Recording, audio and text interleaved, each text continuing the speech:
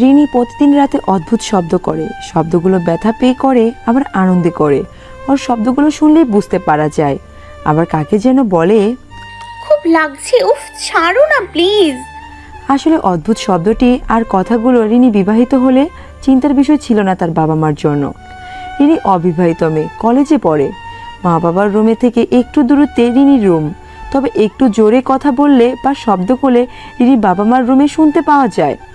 রিনির মা খুব চিন্তিত, কারণ রিনি কি তাদের চোখের আড়ালে বাসার ছেলে নিয়ে শারীরিক সম্পর্কে লিপ্ত হচ্ছে, তাও বাসায়। মা আজ রাতে না ঘুমিয়ে রিনির রুমের সামনে পাহারা দিচ্ছে, কিন্তু রাত গভীর হতে কোনো এক অজানা খেলায় মেতে উঠল রিনি। রিনির মা রাবেয়া খুব চিন্তায় পড়ে যায়। রিনিকে শারীরিক সম্পর্কে লিপ্ত হওয়া নিয়ে জিজ্ঞেস করে কোনো লাভ হয়নি। রাবেয়া বলেছিল, রিনি, তুই কি আমাদের চোখে ফাঁকি দিয়ে বাসায় তোর বয়ফ্রেন্ড নিয়ে আসিস আর নষ্টামি খেলাতে মেতে থাকিস প্রতি রাতে? রিনি বলে, মা তুমি এসব কি বলছো? আমি কারোর সাথে প্রেম অবধি করিনি, আর শারীরিক সম্পর্কে লিপ্ত হওয়া তো দূরের কথা। আর যদি এমন কিছু হতো তাহলে সহস্র হোটেল আছে, ওইখানে যেতাম। তোমাদের সাথে এক ঘরে থেকে এমন কিছু কল্পনাই করতে পারি না। রাবেয়া মেয়েকে অবিশ্বাস করেনি, কারণ সে যা বলেছে সব ঠিক কথাই। মেয়ে তো এমন কিছু করতে চাইলে ঘরের বাইরে অনায়াসে করতে পারত। তাহলে কি হয় প্রতি রাতে রিনির ঘরে? মেয়ের উপর বিশ্বাস থাকলেও সন্দেহ যেন একটু রয়েই যায়। তাই রাবেয়া আজ রাতে মেয়ের রুমে লুকিয়ে থাকবে।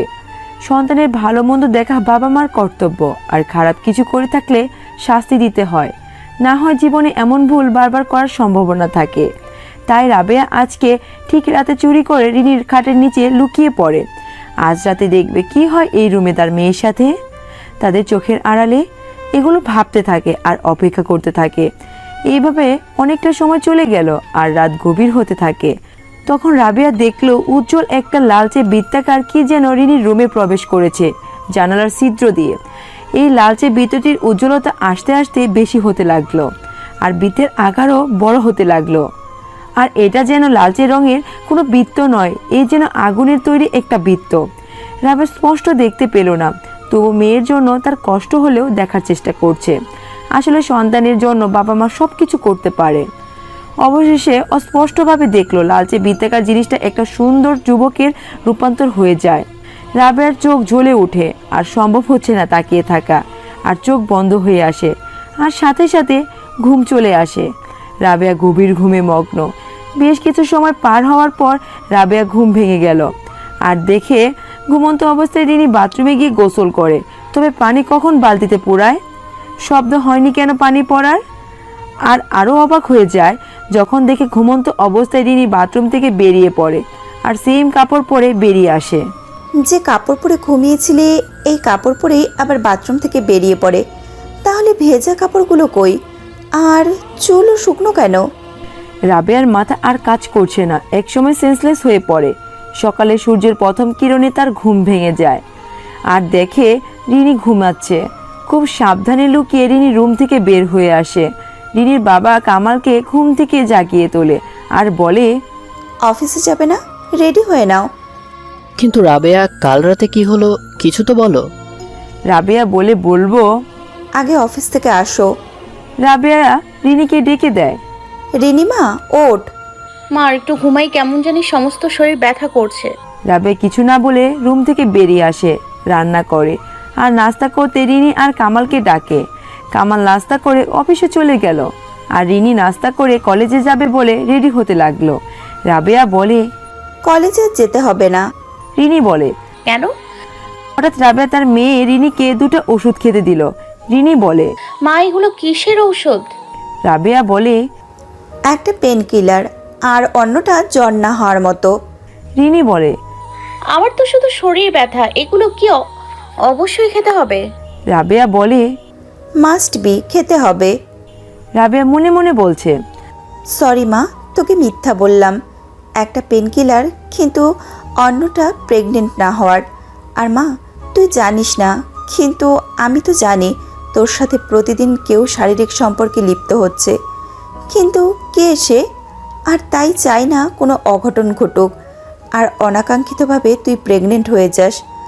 বাচ্চার বাবা কে হবে? কি পরিচয়ে বড় হবে বাচ্চাটা?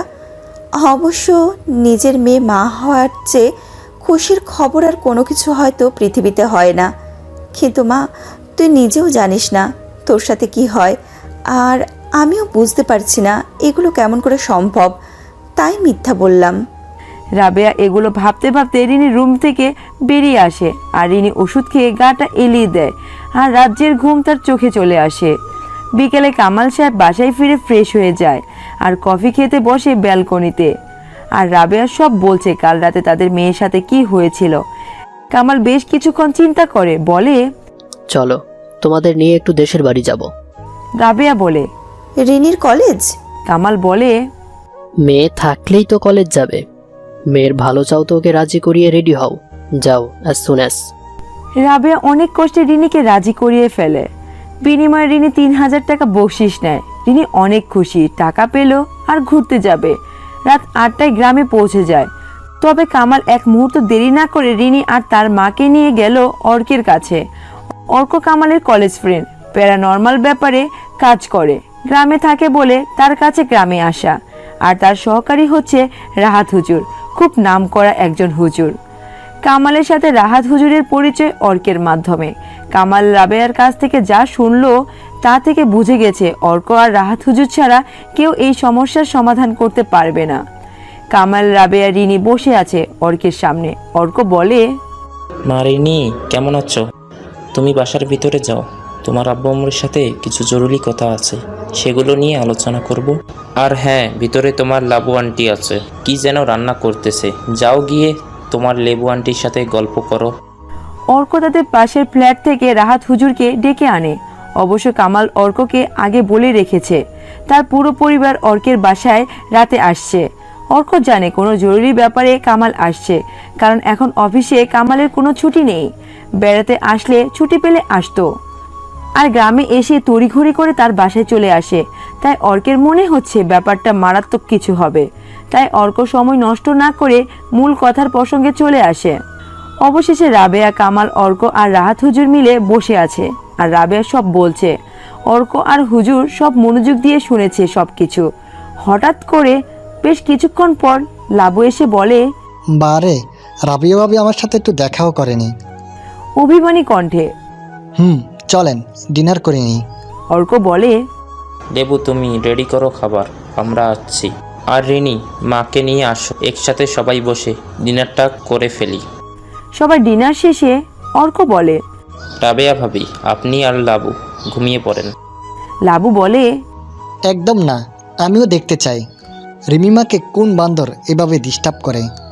অর্ক বলে, যাও, বেশি কথা বলো না, ভাবিকে নিয়ে ঘুমিয়ে পড়ো। রাবেয়া কিছু বলছে না, কিন্তু তারও ইচ্ছে মেয়ের কাছাকাছি থাকার। কামাল আগেই বলে দিয়েছিল অর্ক যেমন বলে তেমনই করবে। তাই রাবেয়া চুপচাপ থেকে লাবুর সাথে ঘুমাতে যায়। কিন্তু লাবু আর রাবেয়া কারো চোখে ঘুম ছিল না। রিনির চিন্তায় মন অস্থির হয়ে আছে। অর্ক, কামাল, রাহাত হুজুর আর রিনি একটা রুমে গেল। রিনি বলে, বাবা আমি ঘুমাবো। কামাল বলে, অর্ক, রাবে আর লাবু ভাবিকেও ডাক, তুই বকা দিয়ে ভুল করেছিস। আর ওদের দোয়া পড়ে রাহাত হুজুর ফু দিয়ে দিলে কিছু হবে না। অর্ক লাবুকে বলে, সরি, রাগ করিও না, তোমাদের কিছু হবে না, এই ভয়ে আসতে নিষেধ করেছিলাম। লাবু আর রাবেয়া আসলো। রাহাত হুজুর ফু দিয়ে দিল দোয়া পড়ে। অন্যদিকে রিনি ঘুমিয়ে পড়ল। রাত কখন আস্তে আস্তে গভীর হতে থাকে। সবাই বসে আছে। রিনিকে একটা বৃত্তের ভিতরে আবদ্ধ করে রাখে ঘুমন্ত অবস্থায়। অবশ্যই রিনি ঘুমিয়ে পড়াতে অর্কের কাজ আরও কমে যায়। ভালো, সব ভালো, কিন্তু ভালো নয়। কিছু করতে গেলে বাধা আসবে না, এমন কি হয় নাকি? তখনই লালচে বৃত্তটির প্রবেশ ঘটে রুমে। অর্কের মুখে যেন হাসি ফুটে ওঠে।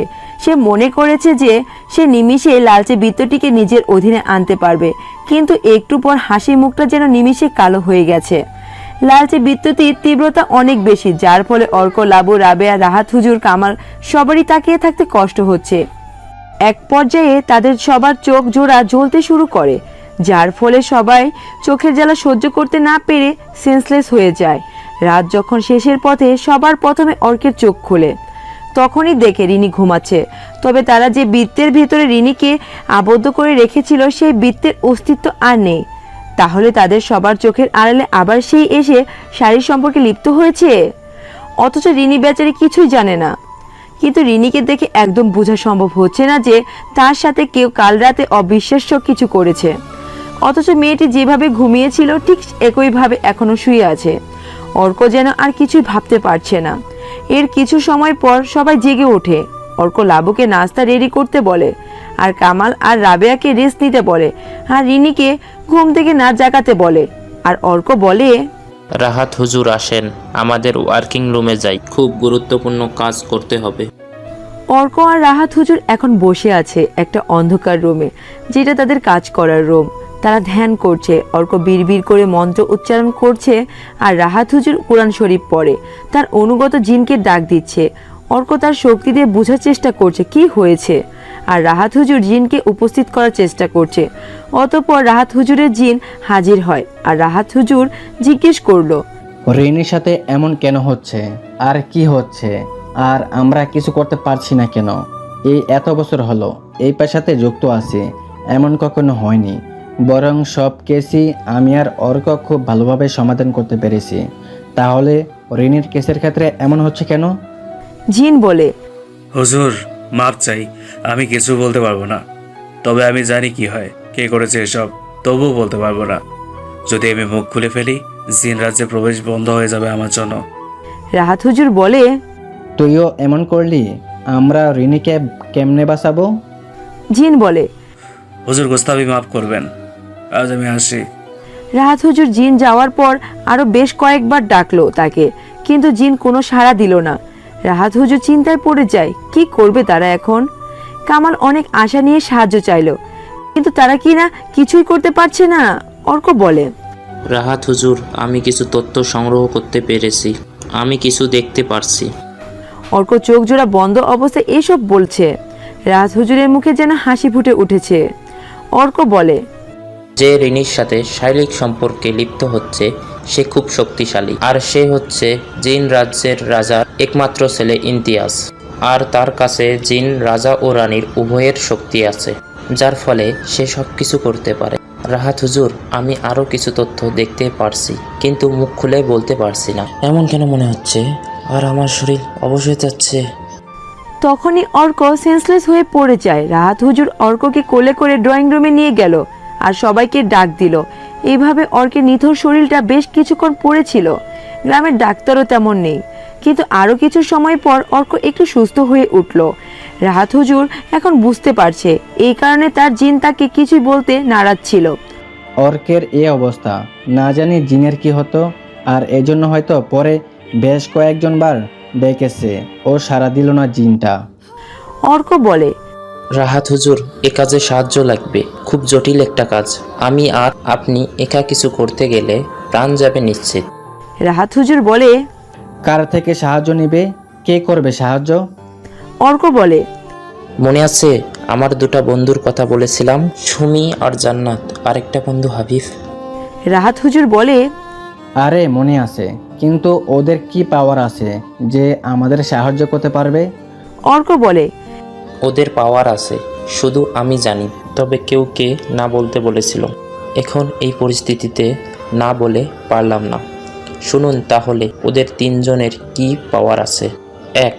সুমনের কাছে প্যারানর্মাল জিনিসের অবস্থান কোথায় তা চোখ বন্ধ করেই দেখার ক্ষমতা আছে। 2. জান্নাতের কাছে জিন রাজ্যের সাথে যোগাযোগ করার ক্ষমতা আছে, আর জিন রাজার বিশেষ অতিথি। 3. হাবিবের কাছে একটি স্ফটিক আছে যার দ্বারা অতীত দেখা যায়। কামাল রীতিমতো আশ্চর্য। একসাথে তাদের সাথে ভার্সিটি শেষ করেও এই বিষয়ে একদম অবগত ছিল না। আর লাবু তো একদম নীরব হয়ে আছে। এটা শুনে রাহাত হুজুর বলে, আর দেরি না করে ওদের ডেকে আনো। কালকে সে প্রিন্স অনেক রেগেছিল, তাই লালচে বৃত্তিটির রোশনি বেশি ছিল। আমি যতটুকু বুঝতে পারলাম, রাগের মাথায় সে রিনির মার ক্ষতি করতে পারে। অর্ক বলে, আমি ওদের সকাল 8টার দিকে কল দিব।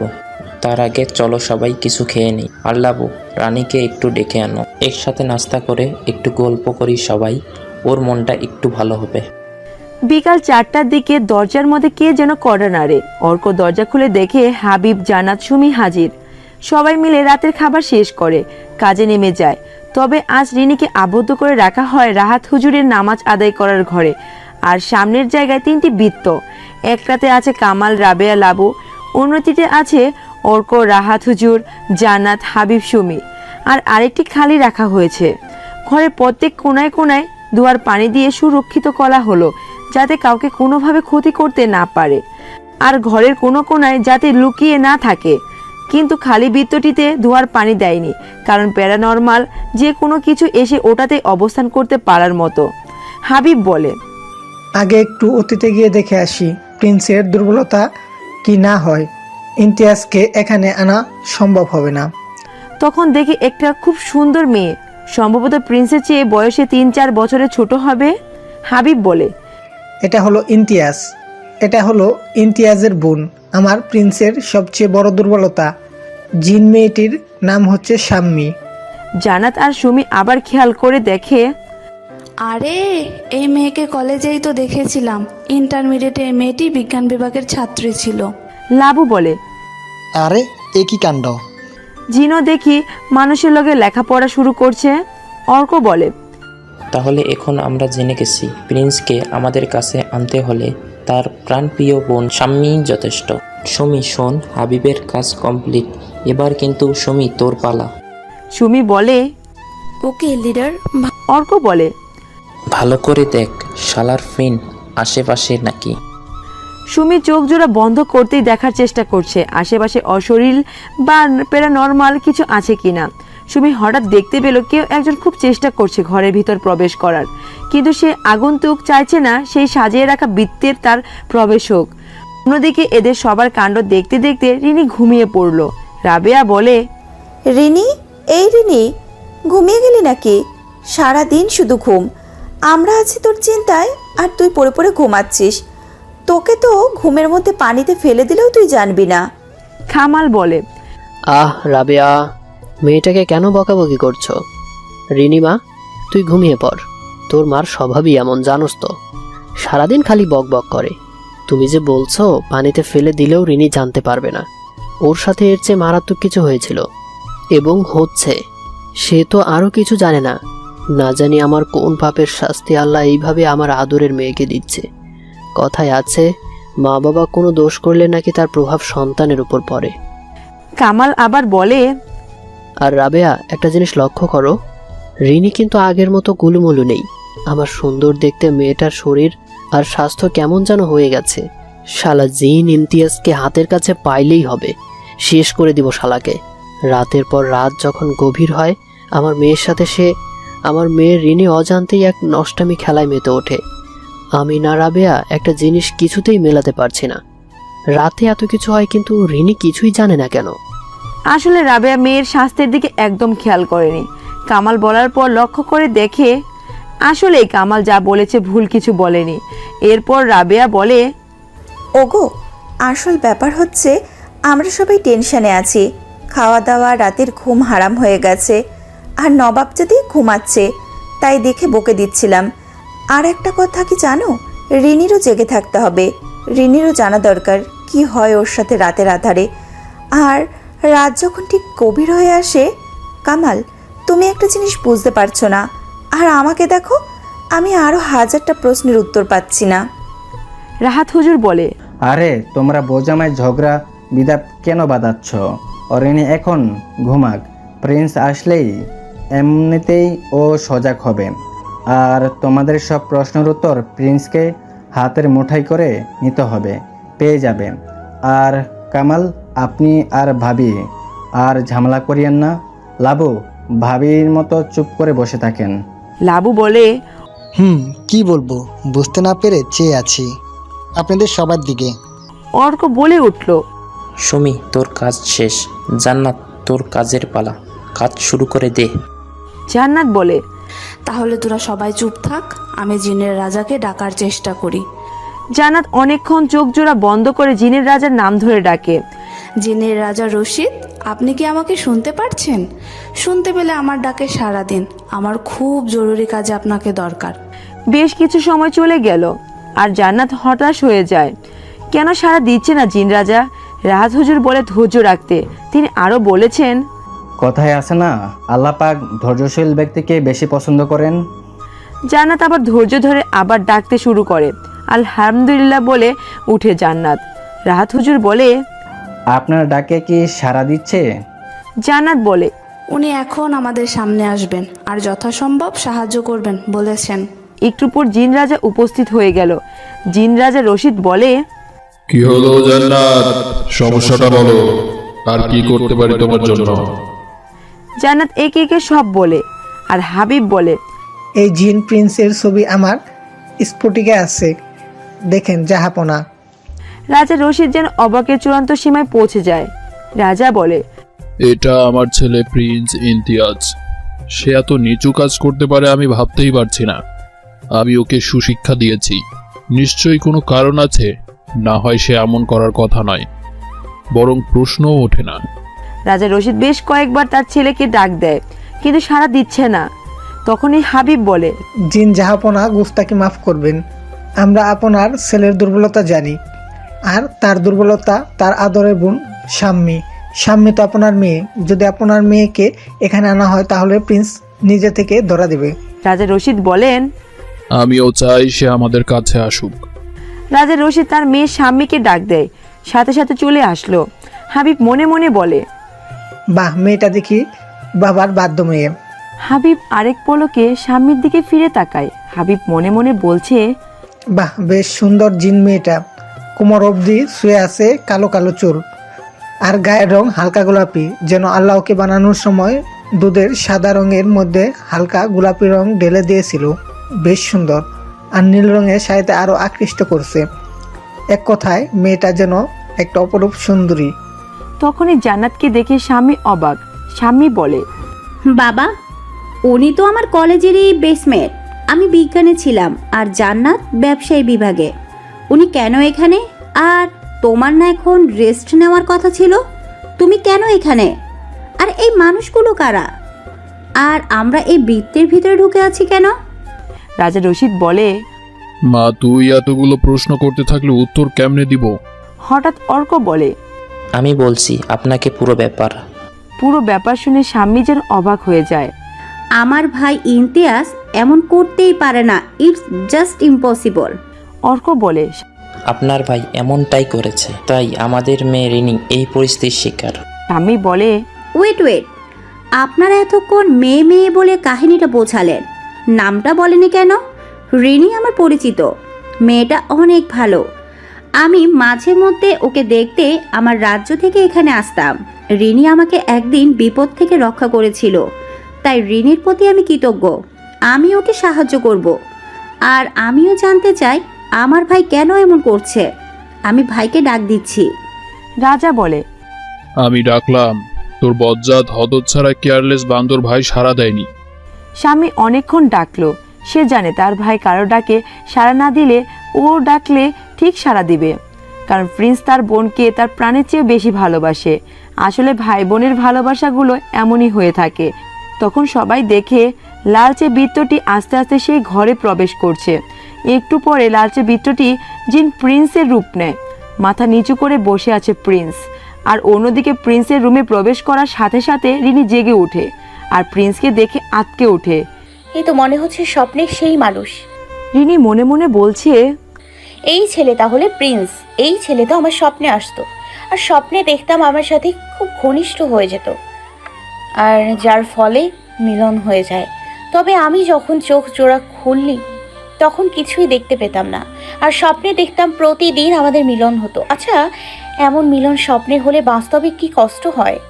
আমার মাঝে মধ্যে অনেক কষ্ট হতো, তাই মাঝে মধ্যে বলে উঠতাম, প্লিজ আমাকে ছেড়ে দাও, আমার কষ্ট হচ্ছে। আর মাঝে মধ্যে দেখতাম আমি কোনো এক সুখের দুনিয়ায় ভেসে যাচ্ছি, আর অনেক ভালো লাগা কাজ করতো। আচ্ছা, তাহলে কি যা স্বপ্নে দেখতাম এগুলো কি আমার সাথে বাস্তবে হতো?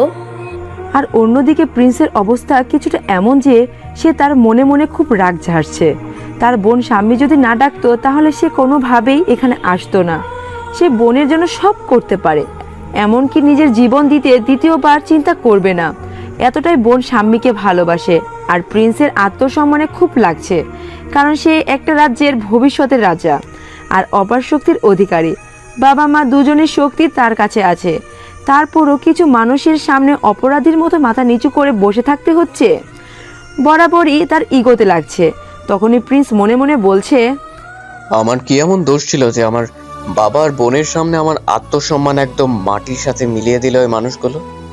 আর যদি বৃত্তের ভেতরে না থাকতাম তাহলে ওদের সবাইকে মেরে শেষ করে দিতাম, আর এই রিনিকেও শেষ করে দিতাম।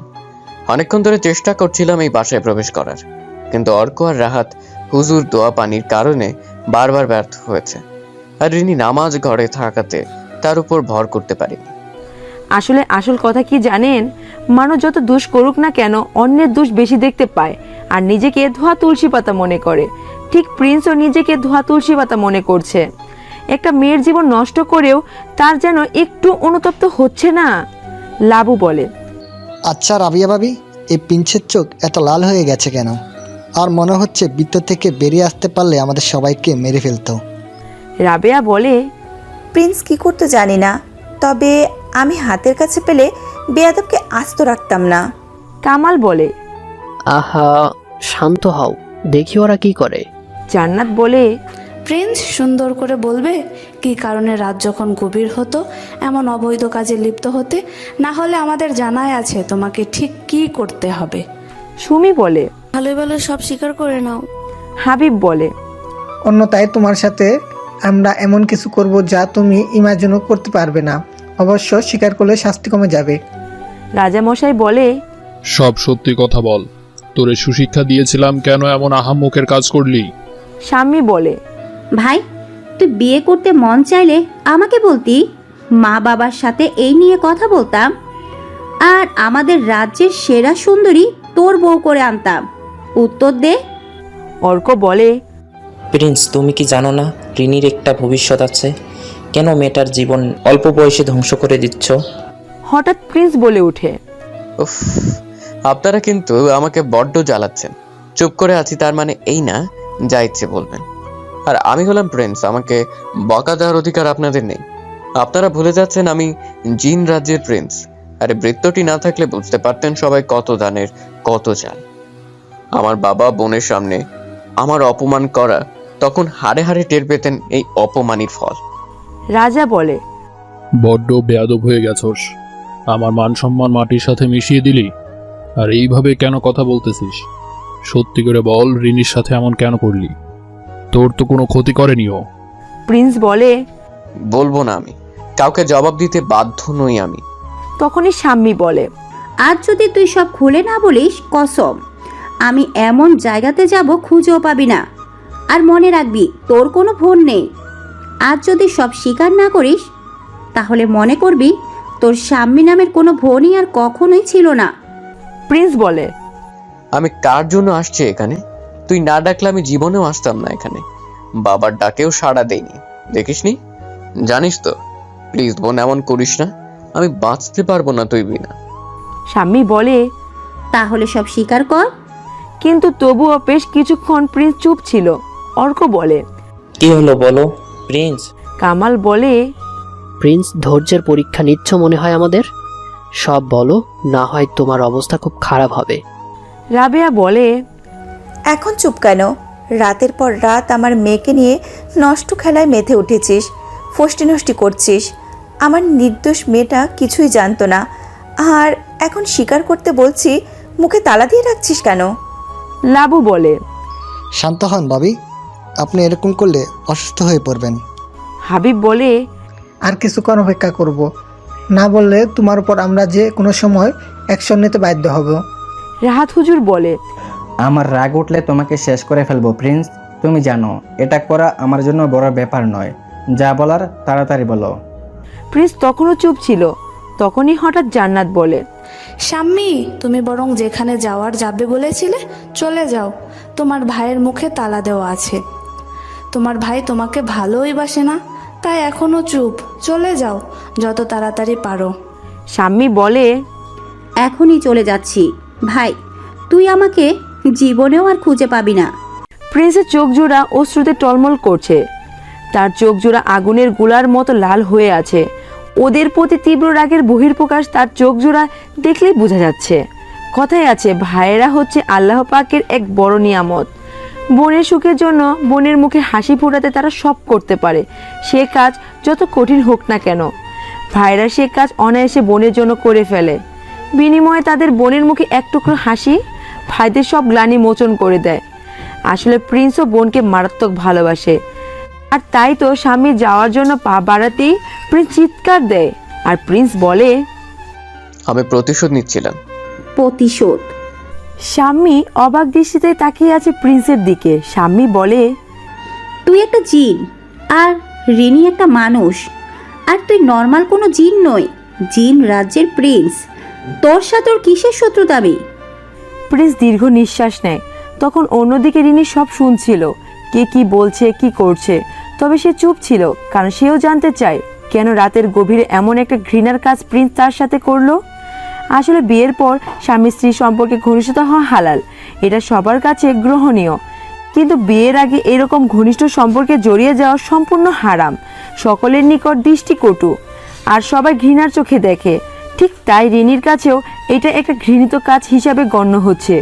তখনই প্রিন্স চোখ জোড়া বন্ধ করে আবার বলতে শুরু করে, আমি আর আমার বোন খুব ঘুরে বেড়াতাম, দুইজনে ভ্রমণ পিপাসু, আর আমাদের যখন যেখানে ইচ্ছে চোখের পলক ফেলতেই চলে যেতে পারি। সব জায়গায় তো জিন থাকে। বাবা খুব ভালো রাজা, তাই সবাই বাবাকে অনেক সম্মান করে, ভালোবাসে। আর যেখানে যেতাম সেখানকার জিনেরা আমাদের খেয়াল রাখতেন, আর যে কোনো সমস্যার মধ্যে পড়লে যেখানে যেতাম সেখানে জিনেরা সামলে নিত। তাই মা বাবা ও নিশ্চিন্তে আমাদের ভাই বোনকে ঘুরতে দিত, কোনো বাধা দিত না। কিন্তু একদিন বোন বলে কক্সবাজার সমুদ্র সৈকতে ঘুরবে, তাই একদিন আমি আর বোন কক্সবাজার সমুদ্র সৈকতে ঘুরতে আসি। দুজনে নির্জন জায়গায় বসেছিলাম, কিন্তু একটু পর স্বামী আমাদের বাসায় মানে আমাদের রাজ্যে ফিরে যাবে বলে। তার নাকি কি কাজ বাকি আছে, আমাকেও চলে যেতে বলে। কিন্তু আমি প্রকৃতির সুন্দরী রূপকে আর উপভোগ করতে চাইছিলাম, তাই বলি তুই যা, আমি কিছুক্ষণ থাকি এখানে। স্বামী বলে, বুঝেছি, তুই এই রোমাঞ্চকর সময়টা আরো উপভোগ করতে চাচ্ছিস। প্রিন্স বলে, কেমনে বুঝোস মনের কথা? কিসকা বেহেন, দেখ না পারেগা। এই বলে স্বামী আমাকে রেখে চলে গেল। অল্প সময় নিমিষেই হাওয়ার সাথে মিলিয়ে গেল। আমি বসেছিলাম একা, ঠান্ডা হাওয়া, নির্জন একটা জায়গা, সমুদ্রের ঢেউয়ের গর্জন, এক কথায় অসাধারণ একটা মুহূর্ত আর অসাধারণ পরিবেশ। কিন্তু ঠিক কিছুক্ষণ পরে আমি যেন একটা কিসের শোরগোলের শব্দ শুনতে পেলাম। এই শোরগোল কোথায় হচ্ছে তা দেখার জন্য সমুদ্রের ধারে যে গাছ আছে সে গাছের সারিতে খুঁজতে লাগলাম, আর ঠিক তখনই একটা মিষ্টি গানের গলা শুনতে পেলাম। আমার মন সেই সুরে মাতাল হয়ে যায়, আরো দ্রুত খুঁজতে থাকি। সেই কণ্ঠকে, সে কণ্ঠ রীতিমতো আমার হৃদয়কে ঘায়েল করে দিল। খুঁজতে খুঁজতে সমুদ্রের গাছের সারির একটু গভীরে গেলাম। তখন একটা গান গাইছিল সে ঘায়েল করা কণ্ঠ। সেটা ছিল, অনেক সাধনার পরে আমি পেলাম তোমার মন, তুমি বুকে টেনে নাও না প্রিয় আমাকে, আমি ভালোবাসি ভালোবাসি ভালোবাসি তোমাকে। গানটা শুনছিলাম আর অবিরত খুঁজতে থাকি। ঠিক সেই মুহূর্তে দেখলাম একটা মেয়েকে বেশ কয়েকজন ছেলে মেয়ে চারপাশে ঘিরে বসে আছে, আর তাদের মধ্যে বসা সেই মেয়েটি গান গাইছে। আমি মেয়েটাকে ভালোভাবে দেখতে পাচ্ছিলাম না, আমি তো অদৃশ্য। আমি ওদের দেখতে পেলেও ওরা কেউ আমার ইচ্ছে ছাড়া আমাকে দেখতে পাবে না। তাই আমি আরেকটু কাছে গেলাম, যাতে আমার হৃদয় ঘায়েল করা কণ্ঠের অধিকারী কিনে এক ঝলক দেখতে পারি। ঠিক তখনই আমি দেখলাম একটা পিচ্চি মেয়ে গান গাইছে। পরনে ছিল সবুজ রঙের শাড়ি, আর চুলগুলো খোলা ছিল, কোমর ছাড়ি হাঁটু অব্দি চুল। অসাধারণ এক মায়াবী কন্যা, চোখ জোড়া কাজলের খালি দিয়ে আঁকা, আর ঠোঁটে ছিল লাল লিপস্টিক। বেশ মানিয়েছিল সাজটা। মূলত তাকে ভালো লেগে যায় তার ঘন কালো চুলের গোছার জন্য, আর ভুবন ভোলানো হাসির জন্য। তার হাসিটা বেশ সুন্দর। আমি তাকে গভীরভাবে পর্যবেক্ষণ করছি, কিন্তু সে তো সে কথা জানে না। সে তার আপন মনে গান গেয়ে চলেছে, আর ওকে ঘিরে বসে থাকা ছেলে মেয়েরা মুগ্ধ হয়ে গান শুনছে। হঠাৎ সে গাইতে শুরু করে, देखा हजारों दफा को फिर बेकरारी कैसी है, देखा हजारों नफाप को फिर बेकरारी कैसी है। তখন আমি বলে উঠি, বা আমার অনুভূতির সাথে খাপে খাপ খেয়ে গেছে, তবে আমি খেয়াল করিনি আমি ওর খুব কাছে চলে আসি। আর একটা কথা, আমাদের জীবনীদের মেয়েদের সুন্দর চুলের প্রতি দুর্বলতা থাকে, তাই রাতে কোথাও গেলে মেয়েদের চুল সামনে রাখা উচিত। কিন্তু তখন প্রায় সন্ধে হয়ে গেছে। তার চুল আর তার সাজ সন্ধ্যের হালকা আলো আর আধারের সময় তাকে আরো সুন্দর করে তুলেছে। বলতে পারেন সেই মুহূর্তে তার সৌন্দর্য কয়েকশো গুণ বেড়ে গিয়েছিল। তার খুব কাছে চলে গিয়েছিলাম, যার ফলে তার চুলের অপরূপ ঘ্রাণ আমার নাকে পাচ্ছিলাম। অনুভব করতে পারছিলাম সেই মন মাতানো সৌরভ। আমি উপলব্ধি করলাম আমি ওর থেকে 2 ইঞ্চি দূরত্বে আছি। কবিরা ঠিকই বলেছেন, মেয়েদের চুলে এক অপরূপ ঘ্রাণ থাকে যা মন উথাল পাথাল করে দেয়। সেদিন গান শেষ হতেই সবাই চলে যেতে লাগলো। আমি সেই মেয়েটার পিছু নিলাম, ওর বাড়িটা চিনে নিলাম। সেই মায়াবিনীর নাম ছিল রিনি। প্রশ্ন আসতে পারে নাম কেমনে জানলাম? যখন সে বাসায় ফিরে যায় তখন তার মা রাবেয়া বলেছিল, রেনি ফিরে এসছিস, এত দেরি হলো কেন? আমি সেইভাবে সেদিন তার নাম জানতে পারলাম। এরপর আমি রাজ্যে ফিরে আসি, কারণ স্বামী চিন্তা করবে দেরি হলে। কিন্তু সেদিন রাতে আমার অবাধ্য মন আবার পাগলামি শুরু করে বসে। তখন ইচ্ছে হচ্ছিল মায়াবতীর চুলের ঘ্রাণ নিতে, তার কালো আকর্ষণীয় চুলগুলো দেখতে। আমি আর নিজেকে কন্ট্রোল করতে পারিনি। অবশেষে সেদিন রাতে রিনির বাসায় প্রবেশ করি। রিনির রুম খুঁজে পেতে কষ্ট হলো, কিন্তু শেষে ঠিকই খুঁজে পেলাম। আমি যখন রুমে গেলাম দেখি সে বাচ্চা মেয়েদের মতো ঘুমাচ্ছে। তার ঘুমন্ত মুখ দেখে আমি আরো ঘায়াল হয়ে গেলাম। আসলে কিছু কিছু মেয়েদের ঘুমন্ত মুখ দেখতে অসাধারণ লাগে। আমি তাকে ছুঁয়ে দিতে চাইলাম, কিন্তু পারলাম না। আমি চিন্তায় পড়ে যাই, কেন এমন হলো? আমি আমার শক্তি ব্যবহার করে দেখি যে ঠিক কি কারণে এমন হচ্ছে। অবশেষে বুঝতে পারছি সে রাতে ঘুমানোর আগে আয়াতুল কুরসি পড়ে ঘুমিয়েছিল, তাই তাকে পাশে যাওয়া বা স্পর্শ করা আমার পক্ষে সম্ভব হচ্ছিল না। রাতে ঘুমানোর সময় আয়াতের কুরসি পড়লে জিনরা ধারে কাছে আসতেই পারে না। আমার ক্ষেত্রেও তাই হলো। আমি তাই সামনে থাকা চেয়ারে বসে রিনিকে দেখছিলাম। রাত যখন গভীর হতে থাকে রিনি নাড়াচাড়া শুরু করে দেয়। সে ঘুমানোর সময় প্লাজো আর ফতুয়া পড়েছিল। নাড়াচাড়া করার ফলে ফতুয়া কিছুটা উঠে গেছে, যার ফলে কোমরের খানিকটা দেখা যাচ্ছে। তার কোমরে একটা কুচকুচে কালো তিল ছিল, বেশ আকর্ষণীয় লাগছিল। বেশ কিছুক্ষণ ছিলাম রিনির রুমে, কিন্তু ফজরের আজান দিতে আমি রাজ্যে ফিরে আসি। এইটুকু বলে প্রিন্স চুপ হয়ে যায়। লাবু বলে, তারপর কি হলো? প্রিন্স আবার বলতে শুরু করে। আমি আবার সকালে রিনিকে দেখতে গেলাম। সে স্কুলে যাচ্ছিল, আর আমি আমার রূপ কিছুটা কালচে ভাবে এনে ওর সামনে স্কুলের পথে ইচ্ছে করে ধাক্কা খেলাম। রিনি বলে, ওই মিয়া চোখ জোড়া কি বাসায় রেখে আসছেন, হ্যাঁ, নাকি চোখ জোড়া বন্ধ করে চলেন? বলে দুইটাই সঠিক। রিনি আর এক মুহূর্ত না দাঁড়িয়ে স্কুলে চলে গেল। আমি দাঁড়িয়ে থেকে তার চলে যাওয়া দেখছিলাম। এইভাবে রোজ দেখা হতো, তবে রিনি কখনো আমার সাথে ভালোভাবে কথাই বলতো না। আর আমি যখন প্রতিদিন স্কুলের পথে দাঁড়িয়ে থাকতাম, আমার এক বন্ধু আমাকে সঙ্গী দিত, জিন বন্ধু আর কি। সে বন্ধু হলো রহমান জিন। রহমান বলে, আরে জিন রাজ্যে কত অপ্সরা তোর উপরে মরে, আর তুই কি না এই মেয়ের জন্য ফিদা হয়ে গেলি? প্রিন্স বলে, ও হাজারের মধ্যে একজন। পৃথিবীতে আমার চোখও সেরা রূপবতী। এইভাবে চলতে থাকে। প্রিন্সকে দেখলেই রিনি রাগে একটা মুখ বানিয়ে চলে যেত। তবে প্রতিদিন রিনির রুমে প্রিন্স যেত, ধরাছোঁয়া যেত না, শুধু দূর থেকে দেখা যেত। সে প্রতিদিন আয়াতুল কুরসি পড়তো, তাই এমনটা হতো। তবে বেশ লুকিয়ে লুকিয়ে দেখতাম রিনিকে। যত দেখতাম তত বেশি ভালো লেগে যেত। একদিন স্কুলের রাস্তায় ওর জন্য অপেক্ষা করছিলাম। একটা ছেলে খুব হ্যান্ডসাম করে স্কুলের অপোজিটের দোকানে দাঁড়িয়ে আছে। রিনি প্রতিদিন এই দোকান থেকে পানিপুরি বা ফুচকা খেত, তাই আমার নজর সে দোকানের দিকে ছিল।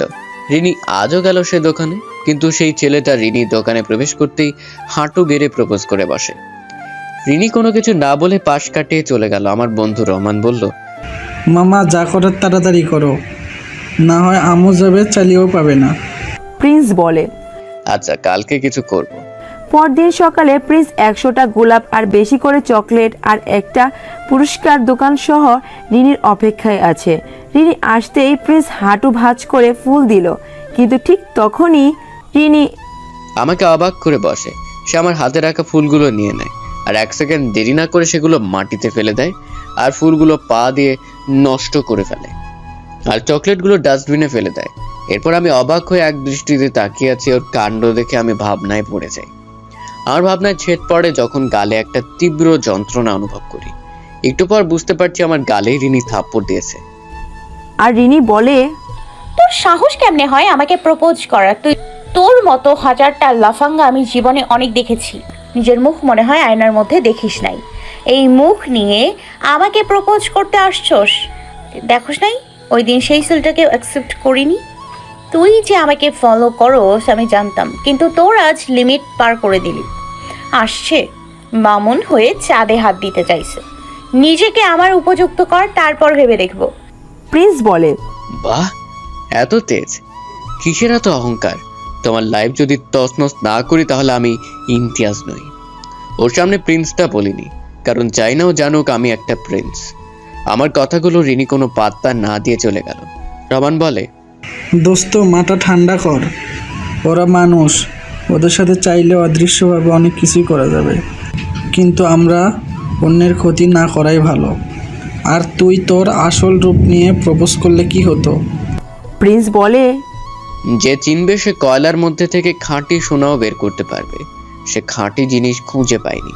কথা আছে না, ডোন্ট জাজ এ বুক বাই ইটস কভার। ও আমার কভার দেখে আমাকে যাচাই করেছে। এটা তার ব্যর্থতা, কিন্তু আমাকে অপমানের প্রতিশোধ আমি ওর থেকে নিয়ে ছাড়ব। কিন্তু সেদিন রাতে আবার তার রুমে প্রবেশ করি, তবে মনের টানে নয়, প্রতিশোধের নেশায়। সেদিন রাত গভীরতে আমি রিনির রুমে প্রবেশ করি, কিন্তু রিনি কই? এই রুমে নেই। এভাবে 7 দিন গেলাম, কিন্তু পেলাম না। 8ম দিনের দিন দেখি আমি রিনির বাসায় প্রবেশ করতেই পারছিলাম না। যখনই প্রবেশ করতে যাই কি যেন অদৃশ্য শক্তি আমাকে বাধা দিচ্ছিল। এইভাবে প্রতিদিন যেতাম, কিন্তু ওর দেখা পেতাম না। এইভাবে 2 বছর কেটে গেছে। অবশ্য রিনির কিছু মনে থাকার কথা না, কিন্তু আমার মনে ওর বলা প্রতিটি কথা মনে আছে। এক প্রকার কথাগুলো মনের দাগ কেটে দেয়। কিন্তু হঠাৎ একদিন আমি ওদের বাসায় প্রবেশ করতে পারলাম। 2 বছর পরে সেদিন রাতে সফল হয়েছিলাম। আর এক মুহূর্ত দেরি না করে রিনির রুমে প্রবেশ করি, দেখি রিনি ঘুমোচ্ছে। মেয়েটা আরো সুন্দর রমণী হয়ে গেছে, তবে বাচ্চা বাচ্চা ভাবটা এখনো রয়ে গেছে। আর সেদিন লাল রঙের ফতুয়া পরা ছিল, খুব অ্যাট্রাকটিভ লাগছিল। কিন্তু মনের তীব্র রাগ আর প্রতিশোধ নেওয়ার জন্য মন অস্থির হয়ে গেছে। ফলে ঝাঁপিয়ে পড়লাম তার শরীরে। খুব তেজ, খুব অহংকার এই দেহ, এই রূপ নিয়ে। সেদিন তার জীবনের গুরুত্বপূর্ণ জিনিস, তার সম্ভ্রম আমি নষ্ট করে ফেলি। আর সেদিন রাগে আমি খেয়াল করিনি তার কষ্ট হচ্ছে। আর সেদিন সে আয়াতুল কুরসি পড়েনি হয়তো, তাই অতি সহজে আমি আমার উদ্দেশ্যে সফল হই। সেদিন খুব ভালো লেগেছিল আমার প্রতিশোধ নিতে পেরে, কিন্তু সেদিন আমার অন্য কোনো দিকে মন ছিল না। হঠাৎ রিনি বলে ঘুমের মধ্যে, ছেড়ে দাও প্লিজ, আমার কষ্ট হচ্ছে অনেক। দেখলাম সে জেগে উঠছে আস্তে আস্তে, কিন্তু আমি জাদু দিয়ে ওর কাছে বাস্তবটাকে স্বপ্নে পরিণত করে দিই। আর আমার মুখ ভালোভাবে চিনত না, কারণ আমি আমার বাস্তব রূপে ছিলাম। সে কালো অবস্থায় থাকলে হয়তো কিছুটা চিনতে পারতো। আমার জাদুর ফলে ওর কাছে সব স্বপ্ন মনে হতো। আমি সেদিন রাত যখন গভীর ছিল তখন তার সাথে শুভ মুহূর্তে মিলনের ফলে সে আমার কন্ট্রোলে চলে আসে। আর আমার জাদু শক্তি তো ছিলই, মিলনের ফলে সে আর আমি এক হয়ে যাই, যার ফলে আমি রিনিকে কন্ট্রোল করতে পারতাম সহজেই। আর ওকে ঘুমানোর আগে দোয়া পড়তে দিতাম না, কারণ আয়াতুল কুরসি পড়লে আমি তার আশেপাশেও যেতে পারবো না। এইভাবে চলছিল সময়। রাত যখন গভীর হতো আমি রিনির কাছে যেতাম, আর ফজরের ওয়াক্তের একটু আগে রাজ্যে ফিরে যেতাম। রাবেয়া বলে, বাহ, এখন তো শান্তি পেয়েছো আমার মেয়ের জীবন নষ্ট করে। আর আমার মনে যে প্রশ্নের উদয় হচ্ছে সেগুলোর উত্তর দাও। ওর কাছে একই কাপড় কেন হতো? আর গোসল করলে চুল শুকনো কেন থাকতো? আর পানি বালতিতে পড়ার শব্দ পেতাম না কেন? আমি রাতে আমাদের শারীরিক সম্পর্ক শেষ হতেই জাদু দিয়ে তার জন্য পানি রেখে দিতাম। আর একই রকম কাপড় এনে রাখতাম, যে কাপড় ঘুমানোর আগে পরতো সেরকম কাপড় আমি এনে রাখতাম। আর ভেজা কাপড় রাজ্যে ফিরে যেতেই নদীতে ফেলে দিতাম। তিনি সম্পূর্ণ আমার আয়ত্তে ছিল, তাই তাকে গোসল করাতে শুধু ইশারা করলেই হতো। তার শরীর আপনা আপনি গোসল করে ফেলে। সে ঘুমন্ত অবস্থায় গোসল শেষ করে, আর গোসল শেষে চুল শুকনো করে দিতাম আমি। তারপর সে বাথরুম থেকে বেরিয়ে আসতো। যেদিন আমাদের প্রথম মিলন ঘটে সেদিন রিনি ব্যথায় চিৎকার করে বসে, যার কারণে শব্দ আপনাদের রুম অবধি গিয়েছিল। এরপরে তেমন শব্দ হতো না, হালকা শব্দ হতো। আর আমরা জিনেরা আগুনের তৈরি, তাই আমাদের উজ্জ্বলতা সহ্য করতে পারে না মানুষ। দেখে থাকলে চোখ জোড়া জ্বলতে থাকবে, তবে আমাদের যাকে ইচ্ছে দেখা দিই সে সেই উজ্জ্বলতা সহ্য করতে পারে। আর আমি জানালা দিয়ে প্রবেশ করতাম। তাছাড়া আমি অদৃশ্য, তাই বাসায় প্রবেশ করতে সমস্যা হতো না। প্রিন্স তার কথা শেষ করতেই রাজা বলে, অর্ক, রাহাত হুজুর, আপনারা প্রিন্সকে যে শাস্তি দিবেন আমি মেনে নেব। অন্যদিকে রিনি সব শুনে অবাক হয়ে যায়। রিনি বলে, আপনি আমার জীবন নষ্ট করে দিলেন। আমি কখনো আপনাকে ক্ষমা করব না। সেদিন মায়ের সাথে ঝামেলা করে স্কুলে গিয়েছিলাম, মন মেজাজ কিছু ঠিক ছিল না। রাগের মাথায়ও এসব কথা বলে ফেলি। সব রাগ আপনার উপর উঠে গেল। প্রপোজ করছেন যে তা দেখে, আর এসব কথার জন্য আপনি এই ঘৃণার কাজ করলেন। ছি! রুমের অবস্থানরত সবাই নীরবে আছে। তখন নীরবতা ভেঙে কামাল বলে, রাবেয়া, রিনি কখন এইভাবে চুল ছেড়ে বাইরে গিয়েছিল? আমার আদেশ কি ছিল? বোরকা ছাড়া যেন বের না হয় রিনি, আর তা না হলে ভালো করে হিজাব পরে যেতে হবে। তোমরা মা মেয়ে আমার আদেশ অমান্য করেছ, যার ফলে দেখো এই পরিণতি। রাবেয়া, জবাব দাও। রাবেয়া বলে, রিনি তখন ক্লাস 8-এ ছিল, তার জন্মদিন ছিল সেই দিন, আর তুমি অফিসের কাজে মালয়েশিয়া গেছিলে। রিনির বান্ধবীরা সবাই অনুরোধ করে, তাছাড়া তখন রিনি বোরকা পরতো না। সেই দিন রিনি বলে, মা, তোমার সবুজ রঙের শাড়িটা দেবে? আজ একটু চুল খুলে দিই। বাবা তো দেশে নেই। আমি শাড়ি পরিয়ে দেই আর সাজিয়ে দিই, চুল খুলে দিই রিনির, কারণ মেয়ের আবদারের কাছে হেরে গিয়েছিলাম সেদিন। অবশ্য এই কথাটা তোমার কাছে লুকিয়েছিলাম। রিনি আমাকে সব কিছু শেয়ার করে। সেই দিন প্রিন্সের প্রপোজালের কথাও ও বলে, কিন্তু সেই দিন সকালে আমার একটা চেন পাচ্ছিলাম না, যার ফলে অনেক রাগ হচ্ছিল, আর আমি রিনিকে বকা দিয়ে ফেলি, আর রিনি প্রিন্সকে অসম্মান করে বসে। কিন্তু সেই দিন প্রিন্স বাসায় প্রবেশ করতে ব্যর্থ হয়েছে, কারণ রিনি সেই দিন নারী হিসেবে পূর্ণতা পায়, আর তাই আমি হুজুরের সাথে কথা বলে রিনিকে আলাদা ঘরে রাখি।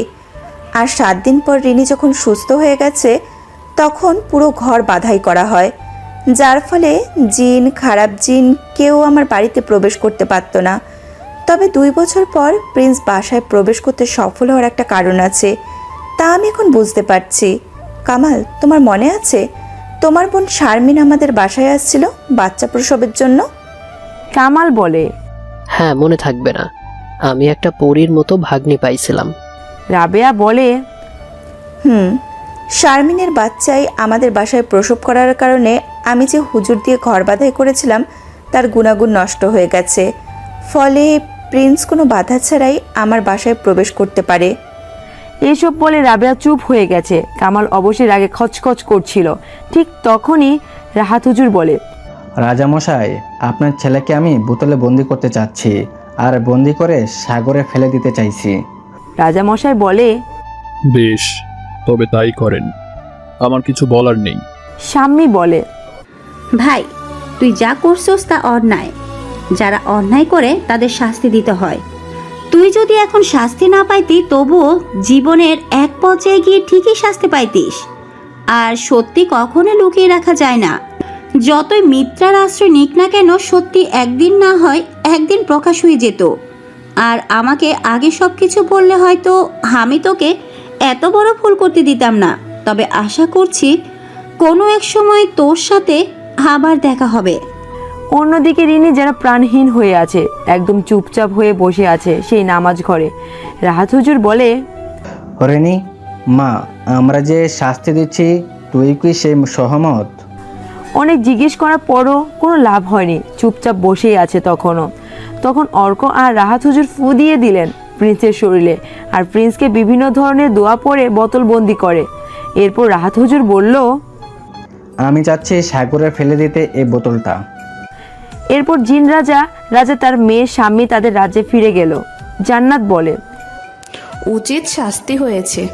সুমি অবশ্যই কিছু বলেনি। হাবিব বলে, all this well, the end is well. Labu বলে, সত্যি নতুন অভিজ্ঞতা ছিল। রাহাত হুজুর প্রিন্সকে সাগরে ফেলে দেয় আর রাতে ফিরে আসে। সবাই বৃত্ত থেকে বেরিয়ে আসে। তারপর সব কাজ শেষ হয়ে যায় রাত 11টার দিকে। রিনিকে নামাজ ঘর থেকে বের করে চেয়ারে বসালো। সবাই রাতের খাবার শেষ করে নেয়। আজ সবাই চিন্তামুক্ত, কারণ তাদের মেয়ে রিনি আর রাত যখন গভীর হতো যে অঘটনের শিকার হতো, আজ থেকে এমন কিছু হবে না। অবশেষে প্রিন্সের কাছ থেকে মুক্তি পেল তাদের মেয়ে রিনি। সবাই বসে আড্ডা দিচ্ছে। রিনিও তাদের সাথে একটু দূরত্ব রেখে বসে আছে চুপচাপ হয়ে। লাবু কফি বানিয়ে আনে, সবাই কফি খাচ্ছে। রাত যখন গভীর হচ্ছে সবার ঘুম পেতে লাগলো। রিনি তখনও চুলগুলো এলোমেলো রেখে বসে আছে ব্যালকনির পাশে। কিন্তু যখন সবাই ঘুমাতে যাবে ভাবছিল, ঠিক তখনই ঘরের সব লাইটগুলো মুহূর্তের মধ্যে বন্ধ হয়ে গেল। সবাই আর কিছু দেখতে পাচ্ছে না, মোবাইলগুলো তাদের পাশে ছিল না। তখনই রাবেয়া বলে, সবার আওয়াজ শুনতে পাচ্ছি, কিন্তু রিনির আওয়াজ শুনতে পারছি না কেন? রিনি তো অন্ধকারে ভয় পায়। অন্যদিন হলে চিৎকার করে পুরো বাসা মাথায় তুলে ফেলতো, কিন্তু আজকে অন্ধকারে কেন ওর সাড়া পাচ্ছি না? একটু পর লাইটগুলো মুহূর্তের মধ্যে জ্বলে ওঠে আর সবাই দেখে আসে পাশে কোথাও রিনি নেই। ব্যালকনিতেও ভালোভাবে দেখে, কিন্তু সেখানেও নেই। অর্ক আর রাহাত হুজুর তাদের শক্তি দিয়ে খুঁজে দেখে, তার ফলাফলও শূন্য। সুমি, জান্নাত, হাবিবও কিছু করতে পারেনি, অনেক চেষ্টা করছে কিন্তু কোনো খোঁজ মেলেনি। সব জায়গায় খুঁজেও রিনিকে পাওয়া যায়নি, ফলাফল শূন্য। একদিকে প্রিন্স গভীর সমুদ্রের জলে ভেসে বেড়াচ্ছে বোতলবন্দি হয়ে, আর অন্যদিকে রিনি নিখোঁজ। আসলে কিছু গল্পের পরিণতি সুখের হয় না, পূর্ণতা মিলে না সব গল্পের। এই গল্পটা ঠিক তেমনই একটা গল্প, গল্পটা ঠিক অপূর্ণ রেখে শেষ